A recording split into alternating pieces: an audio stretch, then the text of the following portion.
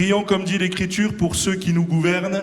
Prions pour ceux qui nous dirigent, parce qu'il en faut, parce que tout est conduit par Dieu quand même, qu'on le veuille ou non. J'ai peut-être pas voté pour le dernier président, j'ai peut-être pas voté pour mon maire, j'ai peut-être pas voté pour tel ou tel, mais Dieu, lui, il est au contrôle et il sait pourquoi il les place là. Et prions pour que Thierry et d'autres aient un accès auprès de ces gens-là, parce qu'ils ont aussi besoin du salut. Moi, je sais pas si vous êtes d'accord avec moi, mais moi, j'aime bien lire l'histoire du ministre de Candace. Il va rencontrer Philippe, et puis il va être converti, il va être complètement changé. Ben, Seigneur, donne-nous des Philippe, donne-nous des gens qui vont les rencontrer là où ils sont, qui leur parlent du Seigneur afin qu'ils soient sauvés, comme un jour nous avons eu la chance qu'on nous parle de Christ. Et ça, c'est très très important. Et puis parlons des choses un petit peu plus délicates. Oui, effectivement, hier, Lens a perdu le match. Eh bien, vous savez quoi? Même là-dedans, je peux trouver du spirituel, parce que ils chantent au nord, c'était les corons. Bon, bah là, on était à Marseille, donc Marseille, c'est le sud, donc ils aient perdu, c'est normal. Par contre, je vous le dis, hein, je suis supporter, mais je les défendrai pas quoi, dans tous les cas, parce que là, franchement, ils se sont pas donné les moyens. Quand je vois le match, je me dis, s'ils espéraient gagner en faisant ça, et ça me parle du spirituel. Parce que des fois, mon planning à moi, il est tout fait.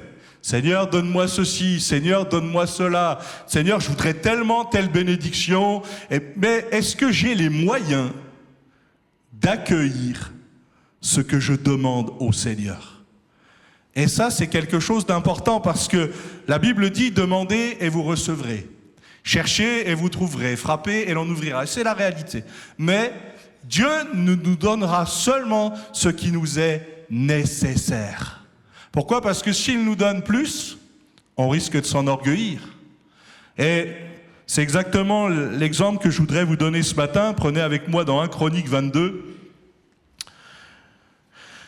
verset 11. 1 Chronique 22, ça nous parle de Salomon. Vous savez, c'est la transition entre David et Salomon.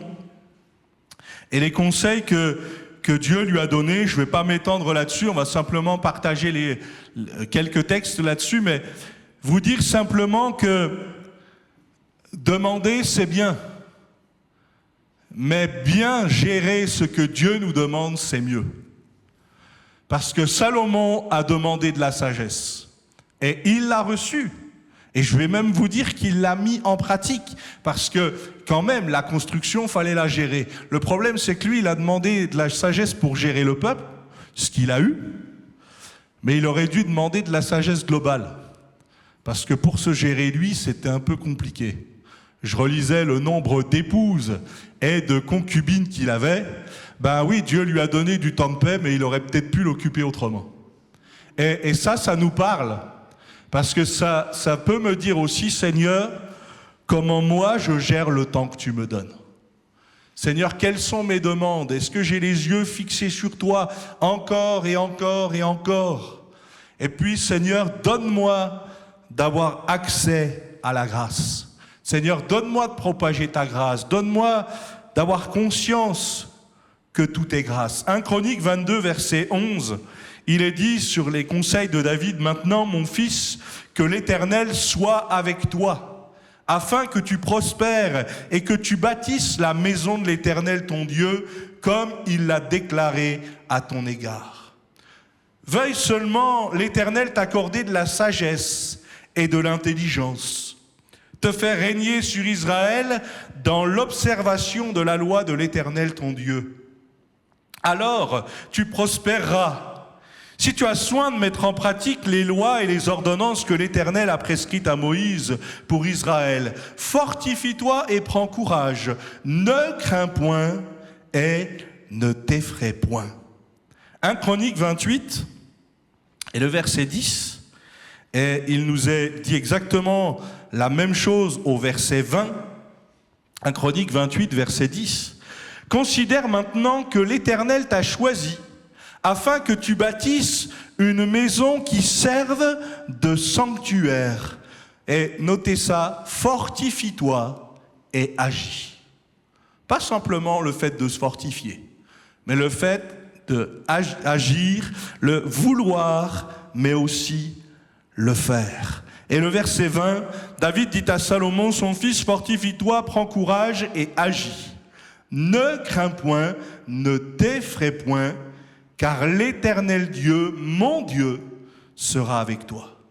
Il ne te délaissera point, il ne t'abandonnera point, jusqu'à ce que tout l'ouvrage pour le service de la maison de l'Éternel soit achevé. Amen. Voilà les premiers passages que je voudrais partager avec vous ce matin. J'en partagerai d'autres. En fonction du temps, je vais m'adapter. Mais quand David dit, et je commence par la fin, « Il ne te délaissera point, il ne t'abandonnera point », pourquoi il peut se permettre de lui dire ça? Parce que si nous sommes dans les plans de Dieu, Dieu va accompagner.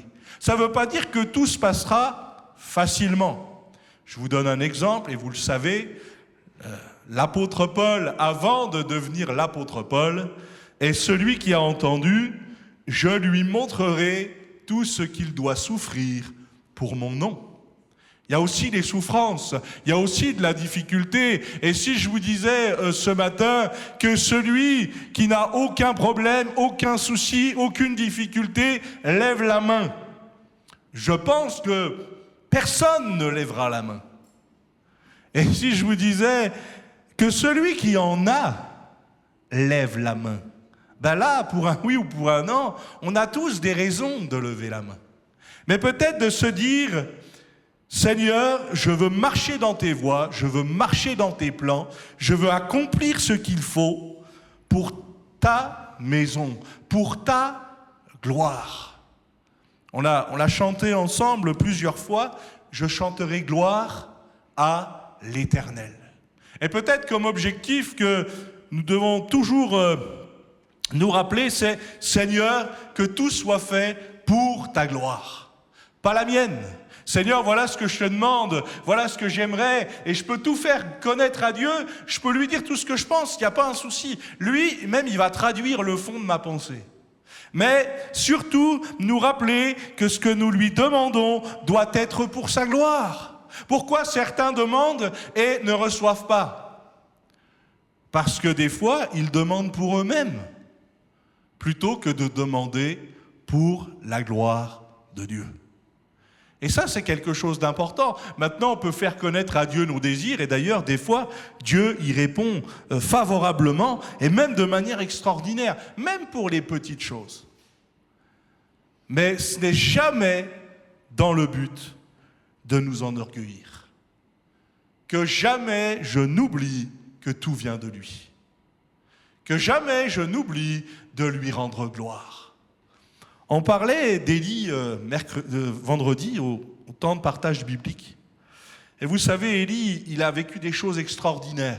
On pense au prophète de Baal qu'il a défié, qu'il a vaincu. Puis après, vous avez le côté dépression d'Élie, où là, il s'enfuit dans la caverne, il entend une parole de Jézabel. Alors à mon avis, elle faisait le vouloir et le faire, parce que pour avoir entendu cette parole et s'enfuir aussi loin, c'est qu'il devait vraiment avoir la crainte de cette femme.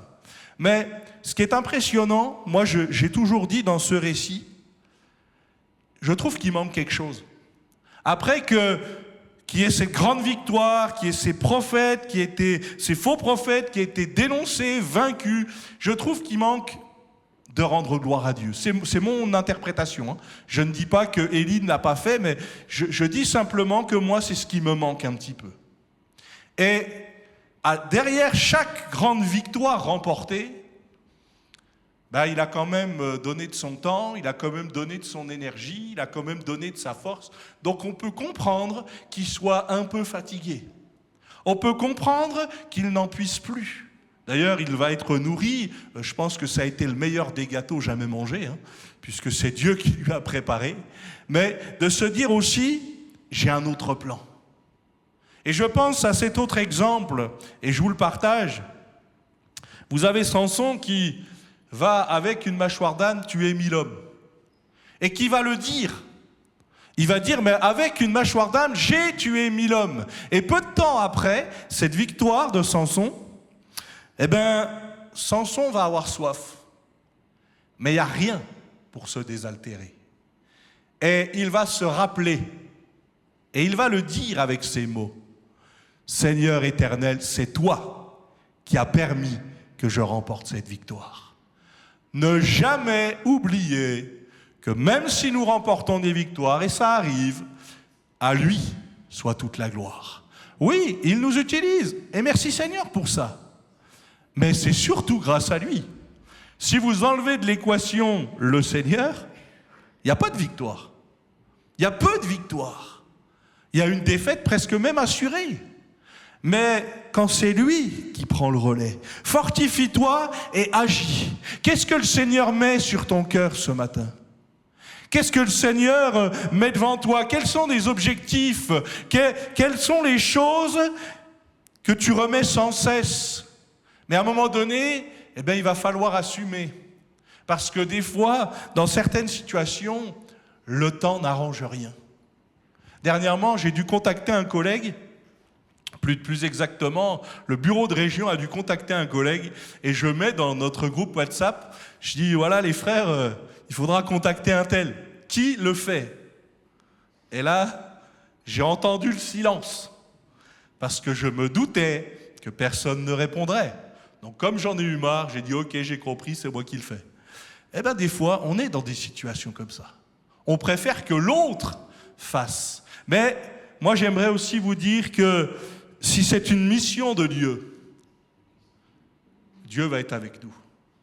Dieu va nous donner sa force. Moi, je ne me contente pas et je ne veux pas simplement me contenter d'une force humaine. Il y a des choses, des fois, on peut le faire. Mais on a besoin de la force de Dieu pour faire plus que ça. Le premier 1000, comme dit l'Écriture, ça c'est la loi. C'est ce que nous sommes capables de faire. Mais le deuxième 1000, ça c'est la grâce. C'est Dieu qui prend le relais pour dire, tu pensais t'arrêter là, mais moi je vais te donner la force pour aller encore plus loin. Et ça c'est la grâce de Dieu. Et si nous sommes là tous ensemble, c'est la grâce de Dieu. Peut-être que ça, il ne faut pas le mépriser. Chaque jour, c'est un jour de grâce. Seigneur, donne-moi de me fortifier en toi, donne-moi d'agir avec toi pour accomplir ce que tu me demandes, pas ce que tu demandes à l'autre, toujours. Parce que parfois, vous savez, c'est un peu le principe d'une course. Et en particulier, on pense aux 100 mètres, ils doivent rester dans leur couloir, parce que si jamais ils dévient, ils sont disqualifiés. Avec le Seigneur, on sait que nous sommes dans une course, non pas les uns contre les autres, mais dans une course aussi personnelle. Et de dire, Seigneur, donne-moi de ne pas dévier, donne-moi d'aider l'autre s'il a un besoin. Mais donne-moi surtout de ne pas dévier de ma course. Donne-moi de comprendre quelle est la course que tu veux que je mène, et donne-moi de ne pas dévier. Donne-moi de tenir jusqu'au bout. Alors oui, David peut dire à son fils, mais il ne te délaissera point, il ne t'abandonnera point. Pourquoi ? Parce que l'ouvrage qu'il a commencé, c'est celui de Dieu. Et la Bible dit que nous sommes tous son ouvrage, que l'œuvre qu'il a commencée en nous, vous connaissez la suite ? L'œuvre qu'il a commencée en nous, qu'est-ce qu'il va faire ? Allez, à mon avis, ça vous connaissez. Qu'est-ce qu'il va faire ? Bon, Benjamin, toi aussi, tu as le droit de répondre si tu veux. L'œuvre qu'il a commencé en nous, il va l'achever et il va l'achever parfaitement. Je me suis toujours dit que dans ma vie, Dieu prendra la place que je lui donne. Je crois qu'on est tous d'accord avec ça. Mais que si je ne lui donne pas certaines places, autre chose va prendre la place. C'est pas juste le vide. Parce que le diable, lui, il vient que pour voler, égorger et détruire. C'est un voleur de temps, c'est un voleur d'argent, c'est un voleur de tout. C'est un voleur de vision. Et quand je vous dis vision, c'est pas je vois d'un seul coup. Non, c'est Seigneur, montre-moi le chemin afin que je le suive. Montre-moi la voie. Seigneur, donne-moi d'être à ma place. Quand je vous disais, moi quand j'étais au Sénat, comme quand j'étais à l'Assemblée nationale, je me sens tellement bien là-bas. Vous savez, ça met le stress quand même. On arrive, on côtoie plein de gens, c'est des gens qu'on voit de temps en temps à la télé, là vous les voyez en vrai, on fait peut-être un peu moins les malins. En fait, moi j'y suis allé comme ça. Et vous savez, des fois, il y a des codes, il y a des choses comme ça, et c'est important de pouvoir se dire, Seigneur, montre-nous. Montre-nous comment leur parler. Montre-nous comment les aborder, et surtout, au-delà d'une méthode. Parce que des méthodes, on en a mangé pendant très longtemps. Les 10 points pour gagner ceci, les 20 points pour remporter cela, c'est surtout selon ta parole. Parce que Dieu change ses plans. Je vous mets au défi de me trouver dans la parole de Dieu la même chose, quelque chose d'identique quand Dieu a guéri un aveugle dans la parole de Dieu. Parce qu'en fait, à chaque fois, il a utilisé une méthode différente. Je vous donne déjà la réponse. Il a utilisé une méthode différente. Pourquoi ? Parce que tout est à lui. Parce que tout n'est pas définitif. En se disant, c'est comme ça et pas autrement. Si je vous posais la question, frères et sœurs, pour ceux qui le sont, comment avez-vous été baptisés dans le Saint-Esprit ? Où avez-vous été baptisés dans le Saint-Esprit ? Pour ceux qui le savent, pour ceux qui l'ont vécu. On se rendrait compte que toutes nos expériences sont différentes. Comment avez-vous été touchés par le Seigneur ? On se rendrait compte que rien n'est automatique. Sur telle ou telle parole, c'est là qu'on a été touché. Puis l'autre à côté, ah oui, moi cette parole-là, je l'ai entendue, mais ça ne me parlait pas du tout. Mais par contre, cette autre parole-là m'a touché. Et ça, c'est le Seigneur qui sait comment nous parler. Faisons-lui confiance, il ne se trompera pas. Il sait déjà comment toucher le cœur de l'homme. La question est, est-ce que l'homme va rester insensible ? Fortifie-toi et agis. Il y a peut-être des choses dans ta vie qui vont arriver, qui sont peut-être même déjà là, où oui, effectivement, on doit prendre, comme dit l'expression, le taureau par les cornes et il faut y aller. Et il ne faut pas trop tarder parfois. Je le dis souvent, et vous savez comme moi que j'ai fait quand même pas mal d'enterrements ces derniers temps ici. Quel dommage de régler ses comptes ou d'avoir des dernières discussions en face d'un cercueil. Alors que peut-être on aurait eu l'occasion de faire autre chose autrement. Quel dommage de revoir la personne parfois qu'on n'a pas vue depuis X temps et de la revoir avec un cercueil. Alors qu'on avait dit qu'on irait, alors qu'on avait dit qu'on ferait. Et peut-être que le Seigneur met à cœur aussi, moi je sais que je suis un peu, ça c'est ma nature on va dire, de prendre des nouvelles des uns et des autres, et vous demanderez en pastoral, je fais la même chose que pour l'Église. Chaque frère absent, voici, je peux le dire comme ça me tourmente un peu. Parce que je veux savoir comment ils vont, je veux savoir où ils en sont. Je pense aux collègues qui sont atteints dans leur santé. Alors on en oublie quand même, on ne peut pas penser à tout le monde, mais ça aussi c'est quelque chose que le Seigneur m'a donné. Ça c'est quelque chose de particulier peut-être. Mais toi, que t'a-t-il donné ? Ne pas délaisser le don que Dieu nous a donné. Ne pas minimiser le don. Ne pas laisser de côté. Alors, il y a des choses, ça revient peut-être de manière instinctive quand on se remet à les pratiquer. Mais vous savez, plus vous vous éloignerez de la parole de Dieu, moins vous aurez envie d'y revenir. Pourquoi ? Parce que c'est dur de reprendre la course. Je ne sais pas s'il y a des sportifs au milieu de nous, je parle des sportifs réguliers, pas juste une fois de temps en temps, mais moi ça fait plusieurs années que je fais du rameur, du tapis de course. Quand vous vous arrêtez quelques jours, la reprise est difficile. La reprise est difficile parce que on mesure qu'on ne l'a pas fait et qu'avant on avait un rythme quand même, mais que là, le rythme est perdu. Et avec Dieu, c'est plus que ça. Parce que l'exercice physique est utile, comme dira l'apôtre Paul, mais à peu de choses. Alors que l'exercice de la piété est utile à tout. Et peut-être de se dire aussi, Seigneur, donne-moi de ne pas délaisser ta parole. donne-moi de ne pas délaisser ta présence. Et là, je vais prêcher à des convaincus, vous êtes là ce matin, mais donne-moi de ne pas délaisser ton assemblée. Pourquoi? Pas pour faire du chiffre, mais pour avoir la communion fraternelle. La Bible dit que c'est là que l'Éternel envoie la bénédiction. Il y a des bénédictions quand l'assemblée de Dieu se retrouve. Quand les croyants se retrouvent, il y a des bénédictions qu'on ne trouvera pas ailleurs, que vous ne trouverez pas même derrière un écran, dans une église qu'on appelle une église virtuelle. Et c'est ça qui fait la différence. Seigneur, donne-moi de ne pas simplement me nourrir d'images, de belles images. Vous savez, moi, tiens, au Sénat, j'ai mangé un millefeuille.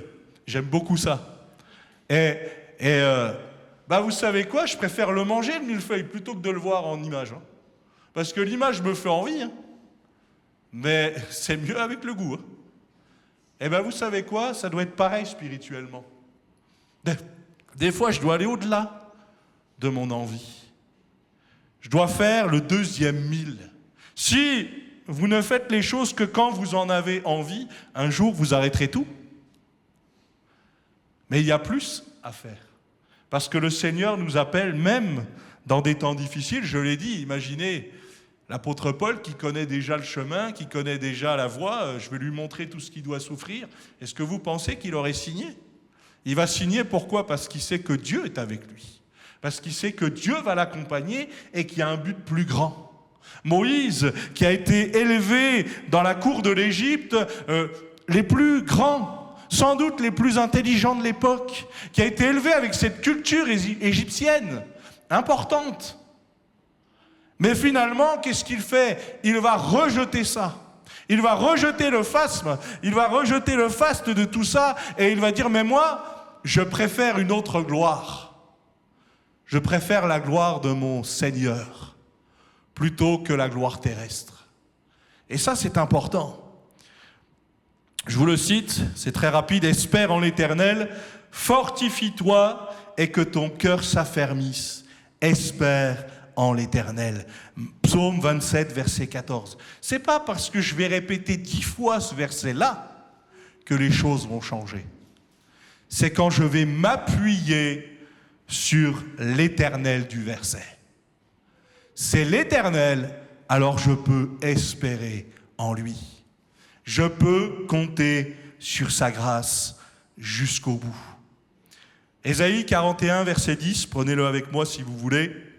« Ne crains rien, car je suis avec toi. » C'est que des choses très faciles à mettre en pratique, vous allez voir. « Ne crains rien, car je suis avec toi. Ne promène pas des regards inquiets. » Bon, ça va, personne ne promène des regards inquiets aujourd'hui. Je suis ton Dieu.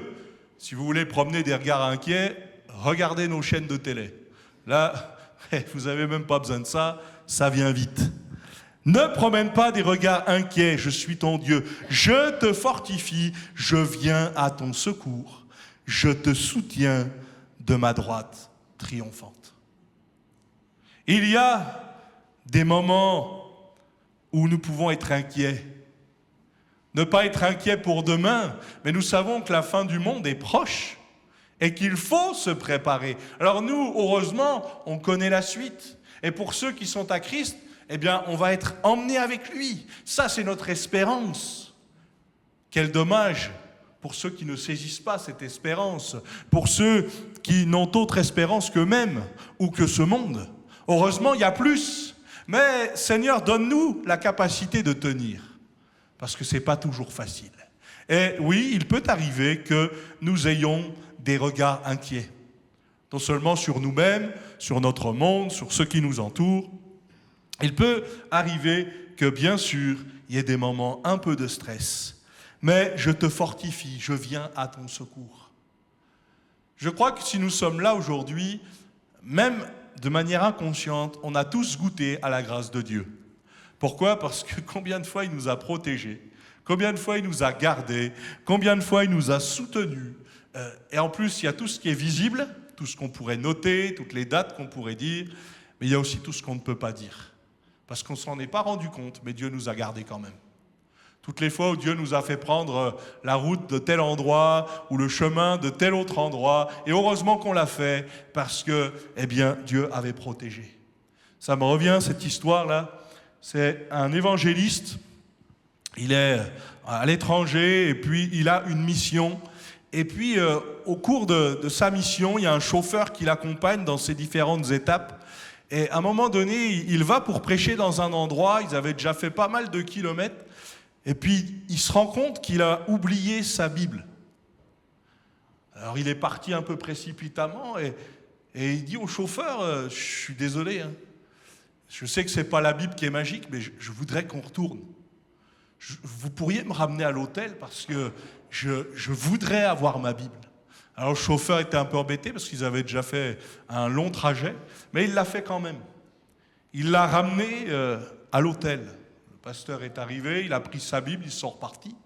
Et puis, ils ont refait le trajet et au moment où ils sont arrivés là où ils ont fait demi-tour, un peu de loin, ils ont commencé à avoir pas mal de voitures, pas mal de klaxons, pas mal de gyrophares. Et en fait, un accident est arrivé assez grave, pile à l'endroit où eux-mêmes avaient fait demi-tour. Et l'accident, il est arrivé peu de temps après. Et le pasteur a dit, c'était pas ma Bible le plus important, c'était ma vie. Et Dieu a gardé ma vie et celle du chauffeur. Et ça, vous savez, ça arrive. Dieu sait, lui. On pourrait encore une fois tous passer ici et témoigner de combien le Seigneur nous a gardés. Vous partagez aussi ce texte parce que je voudrais terminer avec ça. Je voulais partager dans Agé chapitre 2. Moi, c'est ma vision de cette année pour l'Église. Mais ça pourra durer dans le temps parce que je crois que vraiment c'est ce que Dieu me montre aussi. Mais dans Agé chapitre 2, verset 1er, il est dit le 21e jour du 7e mois, la parole de l'Éternel se révéla par Agé le prophète en ces mots. Parle à Zorobabel, fils de Shealtiel, gouverneur de Juda, à Josué, fils de Jotsadak, le souverain sacrificateur, et au reste du peuple et dis-leur. Rappelez-vous l'histoire de cette assemblée. Elle a 42 ans, cette assemblée. Je le sais comment ? J'ai 42 ans. Et l'Église est née la même année. Voilà, c'est comme ça que je le sais. Qui a vu cette maison dans sa gloire première ? Je peux être frustré des fois de me dire, mais punaise, qu'est-ce qu'était l'Église avant ? Ah, puis avant, toutes ces chaises-là, elles étaient pleines et tout. Oui, mais on peut être plein de vide. On peut être plein de ressentiments. Et je ne dis pas que ce n'est pas notre désir. Notre désir, c'est que le plus grand nombre soit sauvé, c'est que cette Église soit pleine, mais c'est surtout que le ciel soit plein. Et parce que ça, au moins, on sait qu'on aura fini la course. Comment la voyez-vous maintenant ? Vous voyez, deux choses. Qui a vu cette maison dans cette gloire première ? Et puis là, on se rappelle des textes, hein, nous espérions que ce serait lui qui ferait le ménage, qui ferait les choses. Et puis aujourd'hui, c'est pire parce qu'il est mort et qu'il n'y a plus d'aspiration. Ça, c'est les disciples d'Emmaüs qui ont un peu ce discours-là. Et comment la voyez-vous maintenant ? Quel est l'objectif ? Telle qu'elle est, ne paraît-elle pas comme rien à vos yeux ? Ça, c'est la manière de voir de plusieurs. On le sait. On n'a pas toujours une bonne réputation. Puis certains parlent de nous en disant « mais ils sont rien ». Moi, j'ai entendu sur une église, c'était pas ici, mais j'ai entendu sur une église, ça m'a fait pleurer. Parce qu'en plus, c'est une église que je connais bien. Mais il ne reste plus que les épines. Il ne reste plus rien. Et il y avait un reste. Et ce n'était pas un faible reste, il y avait un reste. Et j'ai dit à cette dame, j'ai dit, t'as pas le droit de dire ça. Parce que l'église, elle appartient à Dieu. Et Dieu ne méprise pas. Et encore, je ne vous donne pas de détails sur qui était cette dame. Parce que alors là, vous seriez hallucinés. Même qu'elle ait pu penser quelque chose comme ça. Il n'y a plus rien. Il n'y a plus que les méchants, il n'y a plus que les mauvais. Mais Dieu se sert aussi de cela pour les changer. Comment la voyez-vous maintenant ? Telle qu'elle est, ne paraît-elle pas comme rien à vos yeux maintenant ? Fortifie-toi, Zorobabel, dit l'Éternel. Fortifie-toi, Josué, fils de Jotsadak, souverain sacrificateur. Fortifie-toi, peuple entier du pays, dit l'Éternel, et travaillez. Vous savez, là, je ne suis pas en train de me convaincre. Parce que quand c'est une parole de Dieu, elle s'accomplit toujours. C'est pas parce que je vais me répéter des bonnes choses que les bonnes choses vont arriver. Je vais bien, tout va bien. Danny Boone nous a fait un bon sketch là-dessus. Bon, ben, ça marche pas toujours. La preuve, il vient du Nord. Mais je suis supporter lensois quand même. Mais ce que je voudrais vous dire, c'est que si cette parole, elle vient de Dieu, Dieu va nous donner les forces. Qui sait si demain, cette église méprisée, et au-delà de l'église, ce n'est pas le bâtiment qui importe. Hein. Le bâtiment compte, mais ce n'est pas le bâtiment qui importe spécialement. Qui sait si demain, les gens ne diront pas, tiens, tu te rends compte de ce qu'était devenue l'église et tu vois ce qu'elle est devenue maintenant. Moi, ça, j'y crois fermement, parce que Dieu sait. Dieu sait. Je ne peux pas vous dire le quand, mais je peux vous dire que ça se prépare. Parce que si dans le cœur, je ne suis pas prêt à recevoir les bénédictions de Dieu, je ne les recevrai jamais. Je vous ai déjà raconté cet homme qui va voir le pasteur et qui lui dit « Mais j'ai rien reçu de vous. » Bah oui, mais vous attendiez à quoi? À rien. Bah alors du coup, tu as reçu ce que tu attendais. Si tu ne t'attends à rien, tu ne recevras rien. Mais par contre, si je m'attends, alors des fois je m'attends à recevoir des choses, je ne reçois pas toujours ça, c'est vrai. Mais je reçois toujours le bon de ce qu'il me faut. Parce que Dieu sait, lui. Dieu sait exactement. Fortifie-toi. C'est pas, je vais attendre que l'autre fasse. J'aurais été mieux si le prédicateur avait été meilleur. Puis je vous parle pas du chantre. Puis je vous parle pas de l'autre qui a prié. Non, ça, c'est les éléments extérieurs. Mais toi. Moi, un jour, Dieu m'a repris. Hein. J'ai méprisé celui qui faisait chanter. Je me suis retrouvé à sa place un chant après, et j'ai pas su comment faire. Croyez-moi, ça m'a marqué. Parce que c'était la première fois que je faisais chanter à Nancy, et je me suis dit, plus jamais je vais mépriser quelqu'un. Parce que Dieu sait. Parce que finalement, il faisait bien les choses, lui. Parce qu'il arrivait à les maîtriser mieux que moi.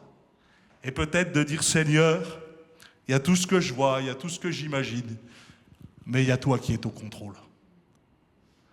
Pensez, au travers de ce texte, fortifie-toi, peuple entier, travaillez, je suis avec vous, dit l'Éternel, je reste fidèle à l'alliance, je suis au verset 5, que j'ai faite avec vous quand vous sortîmes d'Égypte, et que mon esprit est au milieu de vous, ne craignez pas. Ainsi parle l'Éternel des armées, encore un peu de temps, j'ébranlerai les cieux et la terre, la mer et le sec, j'ébranlerai toutes les nations, les trésors de toutes les nations viendront et je remplirai de gloire cette maison. Notez, et il n'y a pas de souci, là je peux m'engager là-dessus. L'argent est à moi et l'or est à moi, dit l'Éternel des armées. La gloire de cette dernière maison sera plus grande que celle de la première, dit l'Éternel des armées. Et moi, ce qui m'intéresse dans ça, c'est, Seigneur, quoi qu'il arrive, à ton nom soit toute la gloire. Parce que quand les choses se feront, je ne veux pas simplement qu'on dise, ouais, c'est grâce à un tel ou c'est grâce à une telle. Seigneur, c'est toi qui as fait. C'est parce que si toi, tu n'es pas là, rien ne se passe. Et ça, c'est vrai dans chacune de nos vies et dans chaque domaine de nos vies. La gloire de cette dernière maison sera plus grande que celle de la première, dit l'Éternel. Et c'est dans ce lieu que je donnerai la paix, dit l'Éternel des armées. J'ai noté, suis-je encore capable de croire que cela est possible? Cela est possible dans ma vie, dans ma situation. Est-ce que je suis encore capable de croire que même avec ce que je traverse, c'est encore possible? Est-ce que je suis capable de le croire pour l'Église? Alors parfois, je peux être découragé. Parce que vous savez, on est tous les mêmes. Nous, on croit que les choses peuvent arriver, parce que ça, c'est pas un problème de croire. Mais on veut que ça arrive vite. Et ça n'arrive pas toujours vite. Quand vous plantez quelque chose aujourd'hui, on n'est pas dans le haricot magique, ça ne poussera pas forcément demain. Mais ça poussera quand même. C'est pour ça que c'est important de planter de bonnes choses dans vos enfants. Vous avez remarqué à quel point on est abreuvé, et là je ne parle pas que pour les enfants, on est abreuvé de tellement de choses mauvaises. Et c'est à nous de nous détourner. C'est à nous de changer certaines choses. Mais on peut aussi s'abreuver de bonnes choses. Et pour les enfants, c'est important, parce qu'avec le temps, c'est ça qu'ils vont se rappeler. Combien d'entre nous, on s'est rappelé de ce qu'on avait entendu petit? Moi, j'ai grandi dans une famille chrétienne, mais il y a des choses qui me reviennent dans des colos, dans des camps, où une parole, un chant, de temps en temps, ça me revient. Ah ouais, je me rappelle de ça. Les mauvaises choses, je n'ai pas besoin de m'en rappeler, elles sont là, elles viennent, elles nous agressent, elles nous oppressent. Et puis, des fois, j'ai surtout besoin de m'en détourner. Mais les bonnes choses, j'ai besoin de faire un effort de mémoire. Seigneur, donne-moi de ne pas oublier. Ayons cette vision commune, c'est ce que je vous partage aussi ce matin. Rendre plus voyante notre assemblée, plus voyante, pas plus clinquante. Je ne suis pas en train de vous parler de mettre des guirlandes partout, ce n'est pas du tout l'idée. L'idée c'est, Seigneur, là où on est, on veut que tu sois visible. On veut rendre témoignage, on veut parler de toi, on veut parler de ton Église. Je ne parle pas, quand vous parlez de l'Église, ne dites pas, viens parce que nous on a la meilleure Église. C'est pas vrai. On n'a pas la pire non plus. Mais tu as besoin de rencontrer le Seigneur. Et au travers de ça, après c'est un bonus, ils vont vous rencontrer aussi. Mais c'est de dire tout simplement, Seigneur, viens et utilise-nous. Fais de nous des panneaux indicateurs qui vont conduire les gens, peut-être à l'Église, mais surtout à Christ. Qui vont amener les gens à se poser les mêmes questions qu'un jour on s'est posé. Mais comment ça se fait qu'ils ont une joie que je ne connais pas ? Mais comment ça se fait qu'ils sont comme ça dans la difficulté ? Qu'est-ce qu'ils ont de plus que moi ? Parce que ça peut changer. Ça peut changer d'atmosphère aussi. D'atmosphère entre nous, de pouvoir se dire les choses, de pouvoir le partager, de pouvoir être libre. Et ne pas dans un carcan, parce que ça arrive. Oui, rendre plus visible, plus voyante l'assemblée. Pensez à ces exemples, je termine avec ça. Le fils prodigue. Le père va dire, celui qui était mort est revenu à la vie. Il était perdu et il a été retrouvé. Ça a pris du temps, on ne sait pas combien de temps, mais ça a pris du temps. Et en attendant, le père se préparait à retrouver le fils. Et on ne le sait pas pour la maman, mais on imagine bien que s'il y avait une maman, c'est dans le même gabarit, de se dire je vais me préparer. Vous avez entendu le témoignage de mon papa la semaine dernière, ma grand-mère qui ne connaissait pas le Seigneur, mais qui priait un Dieu qu'elle ne connaissait pas. Elle croyait que Dieu était capable de le transformer. Pourtant, je peux vous dire qu'elle en entendait des choses sur mon père. On a encore croisé votre fils, il était comme ça, là il sent mauvais, là il est mal habillé, il est mal fringué, puis qu'est-ce qu'on fera de lui? On en a entendu des choses. Mais Dieu a transformé, comme il est capable de transformer, au-delà de toute espérance. Et c'est pas parce que simplement c'était mon père, il l'a fait avec nous aussi, il l'a fait avec chacun, il peut le faire encore. Pensez à Lazare. Lazare, quand on fait appel au Seigneur, il n'est pas encore mort, il est malade. Puis celui que tu aimes quand même, Seigneur, viens pour celui que tu aimes. Encore tu l'aimerais pas, tu te déplacerais pas, mais là c'est quand même celui que tu aimes. Il va se déplacer, mais il va se déplacer trop tard, soi-disant. Mais on connaît la fin de l'histoire. Il y avait un plan, il y avait un but. Pensez à la vallée d'ossements.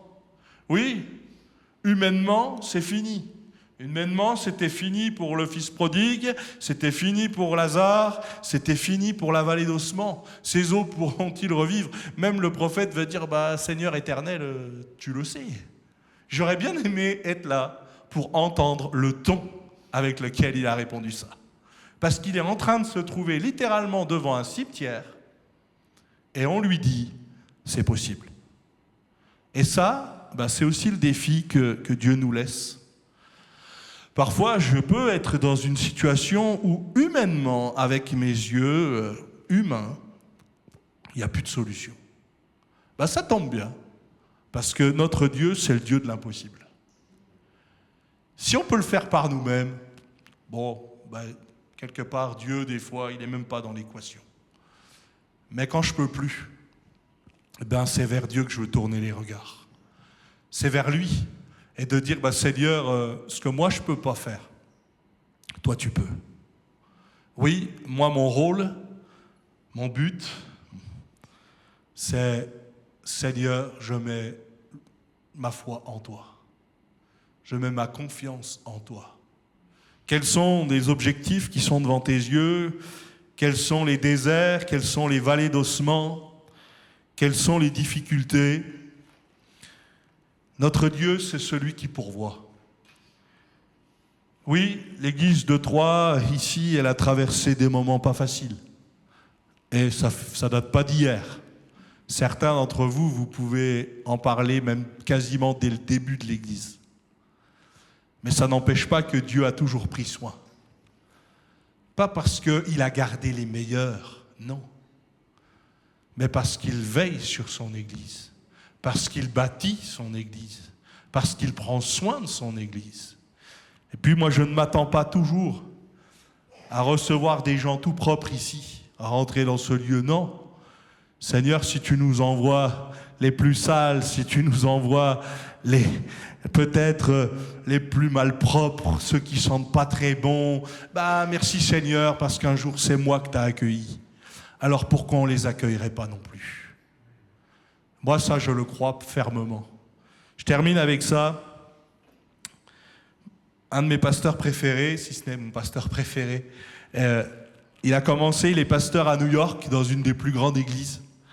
Et quand il est arrivé dans cette église-là, église entre guillemets, il a regardé les locaux, c'était tout petit, mais il n'y avait personne. Alors il dit de toute façon, que ce soit tout petit ou tout grand, ça ne change rien, il n'y avait personne. Et lui, sa question, c'était, Seigneur, amène-moi des gens. Et le Seigneur lui dit, va les chercher. Ils sont à la porte. Va les chercher. Et lui, il est allé à la porte, il a fait littéralement, et il a regardé autour. Et tous les gens qu'il a vus, c'était des clochards, c'était des SDF, c'était des gens qui avaient des mauvaises vies. Et le Seigneur lui dit, c'est ces gens-là que je veux sauver, comme un jour je t'ai sauvé toi. Et finalement, des fois, vous savez, on a oublié ce qu'on était. On a oublié comment on est rentré un jour dans cette église ou dans une autre, l'état dans lequel on était. Alors on peut parler physiquement, mais je ne vous parle pas de notre état de cœur, parce que ça aussi. Mais peut-être de dire, Seigneur, donne-moi de répandre ta bonne odeur. Donne-moi d'avoir les yeux fixés sur toi. Si c'est ta mission, elle va s'accomplir. C'est toi qui vas faire les choses, mais utilise-moi. Utilise-moi pour être une source de bénédiction. Vous savez ce que j'aime ici? C'est que quand on dit à quelqu'un, tiens, il faut prier pour un tel, pour une telle, elle est malade, je sais que vous le faites. Et non seulement je sais que vous le faites, mais les malades savent que vous le faites parce que les malades se rétablissent. Dieu fait, Dieu sait ce qu'il fait. Dieu sait comment il le fait. Crois que le Seigneur, même dans ta situation qui peut paraître compliquée, très compliquée, impossible, crois que le Dieu de l'impossible peut encore agir. On prie le Seigneur ensemble. Seigneur, nous te remercions pour ta fidélité. Merci pour ton secours qui ne manque jamais dans la détresse. C'est vrai, Seigneur, tu dis dans ta parole, tu ordonnes et la chose arrive. Elle existe par ta simple parole. Seigneur, fais une œuvre dans nos cœurs, fais une œuvre dans nos vies. Donne-nous d'entendre comme tu entends. Donne-nous de voir comme tu vois. Donne-nous d'avoir les yeux fixés sur toi, en particulier quand peut-être nous voyons notre monde périr, mais aussi nous voyons parfois la situation de nos proches, être de pire en pire. Mais là encore, donne-nous de voir comme toi tu vois. Tu es capable de sauver, tu es capable de délivrer, tu es capable de restaurer. Viens le faire maintenant, Seigneur. Tu vois, peut-être la situation de mon frère ou de ma sœur, tu vois le côté catastrophe peut-être de sa vie. Seigneur, fais-le. Fais le miracle, Seigneur. Là où il y avait le chaos, toi, tu as amené la lumière. Seigneur, fais-le maintenant. Seigneur, nous n'avons pas besoin de tout connaître, surtout si nous te faisons tout connaître à toi. Parce que toi, tu connais toutes choses. Tu sais, la Bible dit si bien ce qu'il nous faut et tu veux nous le communiquer. Viens, Seigneur, agir. Viens bénir et donne-nous d'être des sources de bénédiction pour ceux et celles qui nous entourent. Donne-nous de répandre la bonne odeur de Christ. Merci, Seigneur, de toucher aussi le cœur et le corps de ceux qui sont malades au milieu de nous, ceux qui sont alités, ceux qui sont chez eux, qui n'ont pas pu se déplacer avec nous. Seigneur, nous voulons les remettre aussi au trône de la grâce. Viens, Seigneur, et agis. Et Seigneur, donne-nous et crée en nous vraiment ce vouloir et ce faire comme toi seul tu es capable de le faire. Amen. Amen. Merci pour votre attention.